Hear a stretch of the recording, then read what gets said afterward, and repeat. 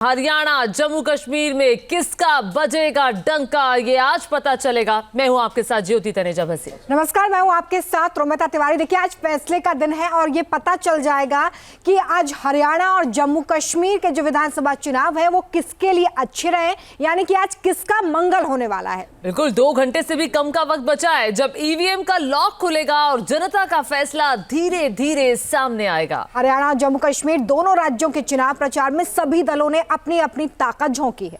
जी हाँ, पुरजोर कोशिश की है, बड़े बड़े वादे भी किए हैं, बड़े बड़े दावे भी किए हैं। सभी पार्टियों के स्टार प्रचारकों की रैलियां भी हुई हैं। और देखिए, जनता के मन में क्या है, किसका जादू चला है, जनता ने अपना आशीर्वाद किसको दिया है, ये तभी चल पाएगा पता जब नतीजे सामने आएंगे। 8 बजे से मतगणना शुरू होगी और जनता जनार्दन का क्या है फैसला, बस कुछ ही घंटों में सामने आने वाला है। लेकिन मतदान खत्म होने के बाद पिछले 2 दिन में किस तरह से वादे और दावे किए गए, आइए दिखाते हैं।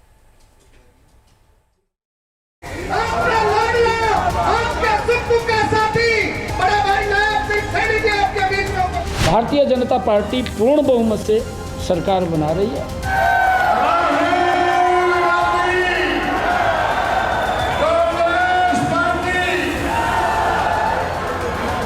भारी बहुमत से कांग्रेस की सरकार बनने जा रही है।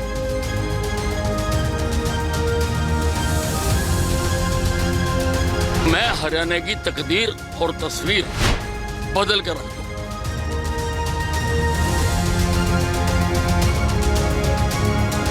बड़े बहुमत से कांग्रेस सरकार बन रही है। हरियाणा में किसकी चली हवा, किसके पक्ष में सुनाया फैसला।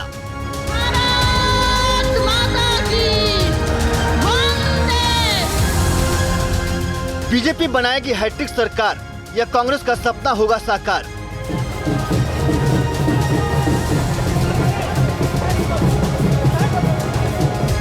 हरियाणा में पूर्ण बहुमत की सरकार या मैजिक नंबर की होगी दरकार।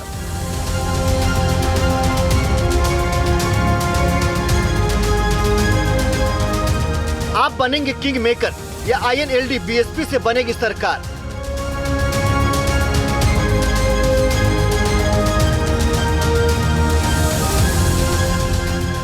हरियाणा की सियासी लड़ाई इससे पहले शायद ही कभी इतना दिलचस्प और रोमांच से भरपूर रही हो। 2024 लोकसभा चुनाव के बाद बीजेपी के लिए प्रतिष्ठा का सवाल है, वहीं कांग्रेस के अस्तित्व पर संकट है। लेकिन जीत के दावे दोनों के अपने अपने हैं। बीजेपी जहां हैट्रिक को लेकर आश्वस्त नजर आ रही है, वहीं कांग्रेस 10 साल बाद सत्ता में लौटने की बाट देख रही है। आम गरीब व्यक्ति तक योजनाबद्ध तरीके से हमारी सरकार ने लाभ पहुंचाया है और उसका एक पॉजिटिव मैसेज हर समाज के अंदर है।